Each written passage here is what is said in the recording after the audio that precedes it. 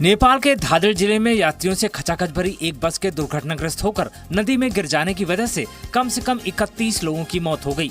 मृतकों में एक भारतीय महिला शामिल है। पुलिस के मुताबिक बस दुर्घटनाग्रस्त होकर त्रिशूली नदी में जा गिरी।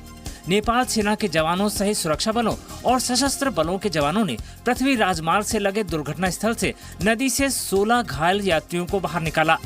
पुलिस का कहना है कि हादसा ड्राइवर के बस का कंट्रोल खोने की वजह से हुआ। स्पेन से कैटालोनिया की आजादी के ऐलान के बाद से ही इसके सपोर्ट और विरोध में देश भर में प्रदर्शनों का दौर शुरू हो गया है। इस बीच स्पेन में राजनीतिक संकट भी गहरा गया है। संसद के कैटालोनिया स्टेट में सेंट्रल रूल लगाने के बाद अब सरकार ने यहां के सीनियर पुलिस अफसरों से उनकी पावर छीन ली है। कैटालोनिया की आजादी के ऐलान के बाद जरूरी कदम उठाते हुए स्पेन की सरकार ने ये एक्शन लिया। सेंट्रल रूल लागू होने के 40 मिनट बाद ही कैटालोनिया ने अपनी संसद में स्टेट की आजादी का प्रपोजल पास कर दिया। आइसलैंड में साल में दूसरी बार संसदीय चुनाव के लिए वोटिंग हुई। चुनावी ओपिनियन पोल के मुताबिक इस बार के चुनाव में लेफ्ट पार्टियों का पलड़ा भारी होने की उम्मीद है।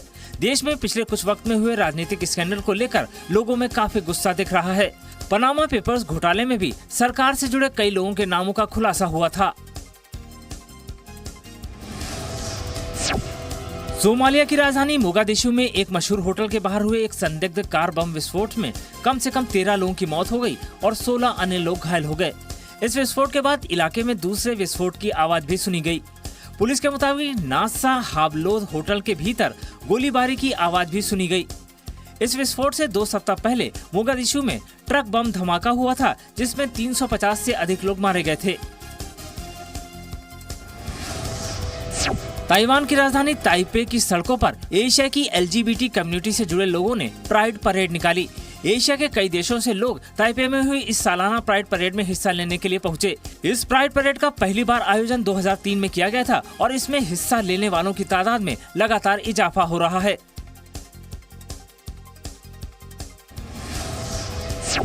ग्रीस की पुलिस ने यूरोपियन यूनियन के अधिकारियों पर पार्सल बम अटैक के मामले में एक संदिग्ध को गिरफ्तार किया है।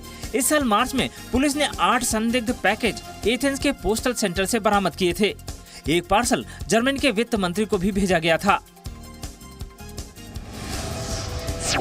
केनिया की राजधानी नैरोबी के स्लम इलाके क्वांगवारे में पुलिस ने प्रदर्शनकारियों पर आंसू गैस छोड़ी। विपक्ष के समर्थक इन प्रदर्शनकारियों ने कई दुकानों में आग लगा दी और घरों में लूटपाट भी की।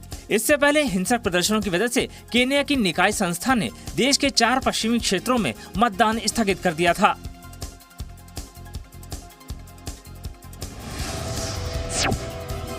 चीन के दूसरे सबसे ताकतवर नेता बने शी जिनपिंग ने दोबारा राष्ट्रपति बनने के बाद दूसरे कार्यकाल की शुरुआत सैन्य अधिकारियों के साथ बैठक से की।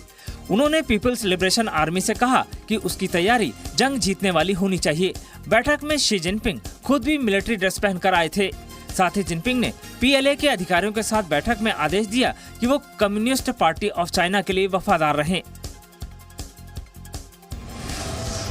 न्यूयॉर्क की zero waste expert Lauren Singer ने नई मिसाल पेश की है। उन्होंने एक पैकेज फ्री शॉप बनाया है जिसमें डिस्पोजल कॉफी कप और प्लास्टिक बैग से बने सामान खरीदे और बेचे जा सकते हैं। 5 साल पहले सिंगर ने बेकार सामान को इस्तेमाल लायक बनाने के इस सिलसिले की शुरुआत की थी।